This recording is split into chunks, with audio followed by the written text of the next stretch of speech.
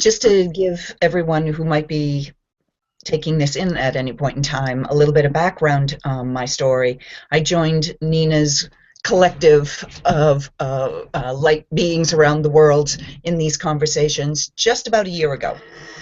And at that point, I was um, in bed, not moving, was just about to start moving, actually, to start walking on a broken ankle that had happened in January. And the year before that, the STAR, surrender, trust, allow, receive concept came to me in this week, the week of my birthday 2 years ago. And then that December, I found out about Nina and her book, and that there were other people who were playing with this idea. And I was so enamored with how Nina had put it into a form that was shareable with others.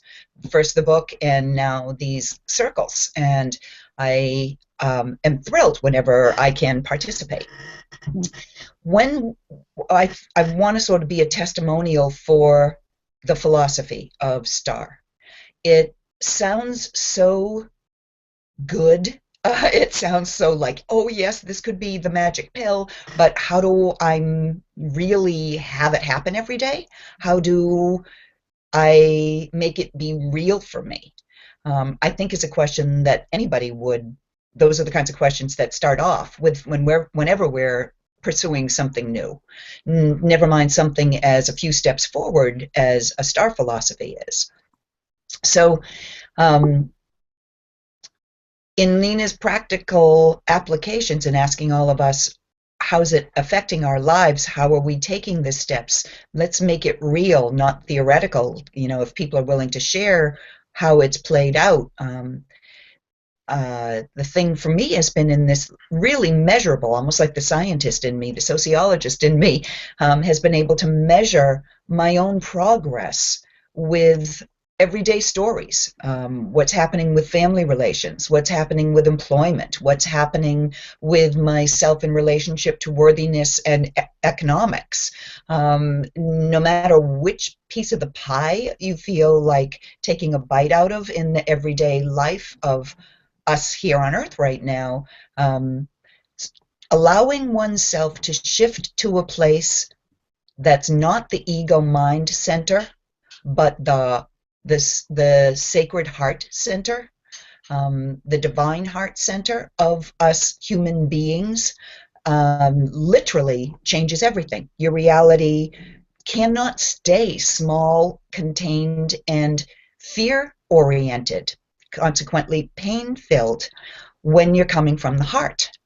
And that's not to say that the way we've been brought up or the paradigm that's the dominant one on Earth right now but is in the midst of shifting out is wrong per se. That's another thing that happens, the need to make things be polar opposites or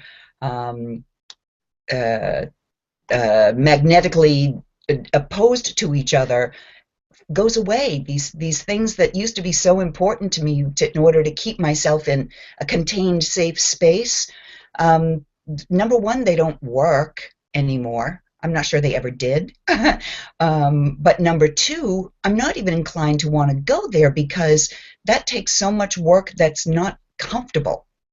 What a STAR philosophy with surrendering, trusting, allowing, and receiving offers humanity is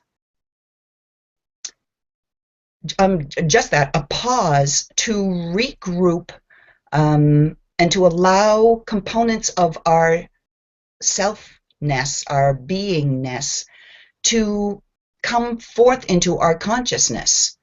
It's not that we don't have these capacities, they're just dormant in us because we've been trained and conditioned to think with a different part of ourselves. When I really started practicing surrendering what I thought was the way things were supposed to be, so that I could be in charge of how I was managing my way through it, all sorts of opportunities literally presented themselves that I now can see were there all along. I just couldn't see them because I wasn't open to that dimension of a reality that is about creativity from self instead of need to be defensive within self. And from that platform, I worked to the next step of trusting. And it takes repetition. It's like a practice of yoga or a musical instrument or a dance or fencing or whatever a hobby might be. It's not something that just shifts overnight. You have to invite it into yourself, into your consciousness, into your awareness, from your divine self without limiting. So that's where the trust factor for me came in.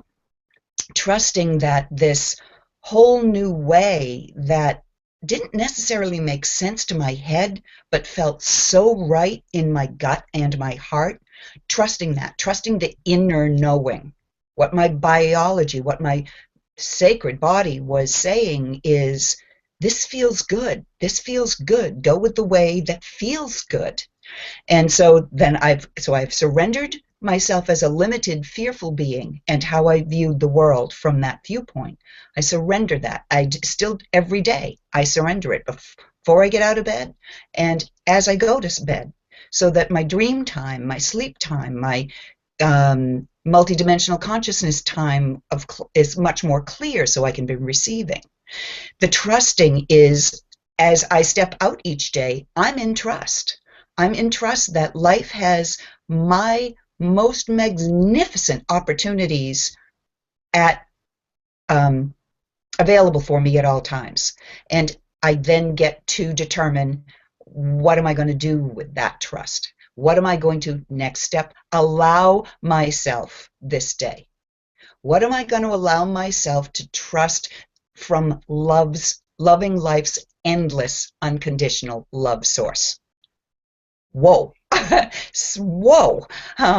When you can get to that place, the synchronicities, the universal timings, the cosmic timings align with your purpose, and purpose being my purpose. All of our purposes simply be joyful in this life that we have here, so that we can be a clear conduit for the conscious energy of love that stems from source to flow through us. That's really all there is to this story we got going on here on Earth. And just yesterday was my 60th birthday, and today's all of those energies that Nina was just talking. If I'm sounding sort of like a little over animated, that's why. I am filled with these magnificent energies and so excited about what these possibilities are for us. So Kathleen, you're really in a flow here. Can you continue? You sort of got past allow. Yeah, I'm heading right into receive, because all of these steps require that we allow ourselves to receive the blessings. Life itself is a blessing. If we think about what is the likelihood of my being here, and the components that make me who I am, and the intersection with other people, and that allows for employment and friends and all the life lessons and all the joys, it's absolutely amazing. So when we can get to the place of receiving without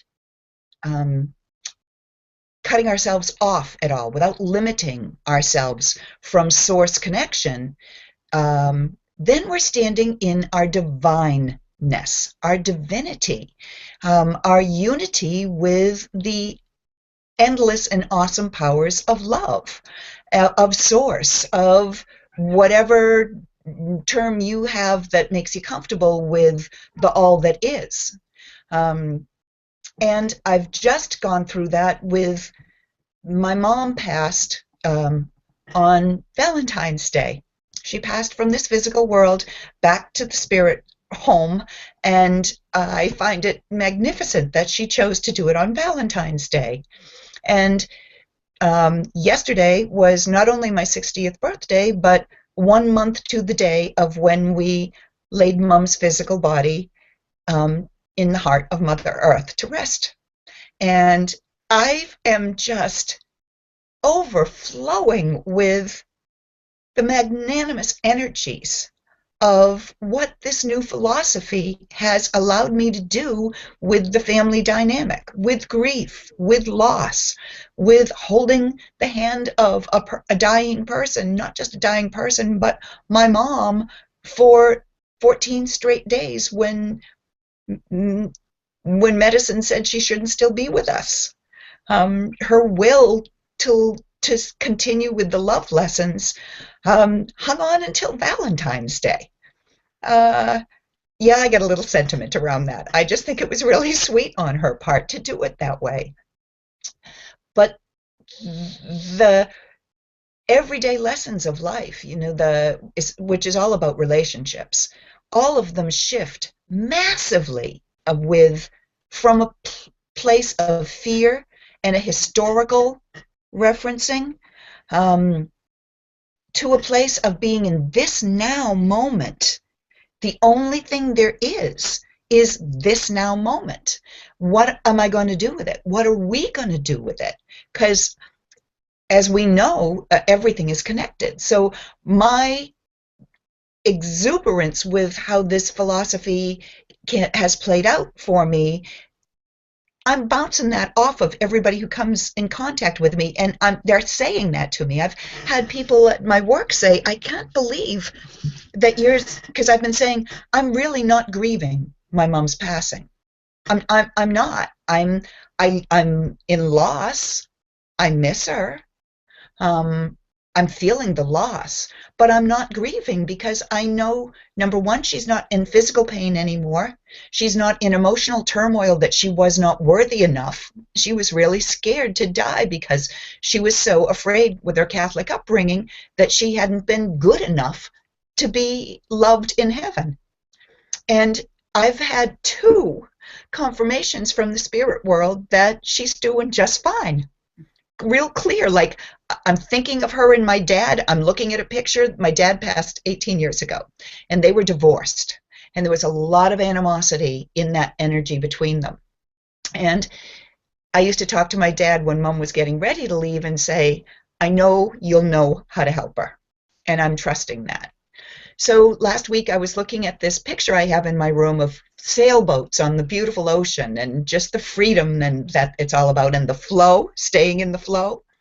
And I said, Dad, I know you're there for Mom, but I'm hoping she's at a place where she's opening up to the love that she is and letting her fears diminish. And I have a Himalayan salt lamp next to my bed. It flashed off and on. Hello. So the things that are most challenging about ourselves in relationship to others, this star philosophy is a hands-on, practical tool to be able to address any and all relationships outside of ourselves, because what it does is alter the relationship we have with our own unique self as the starting point. And I'm not aware of anything else that's allowing that much empowerment of our individual selves if we're willing to claim that not that we are faulty and we need somebody else to show us the way, but that we are brilliant and beautiful like the stars themselves, full of light, full of creative energy source, and absolutely unlimited in our capabilities and capacities. And I will stop now.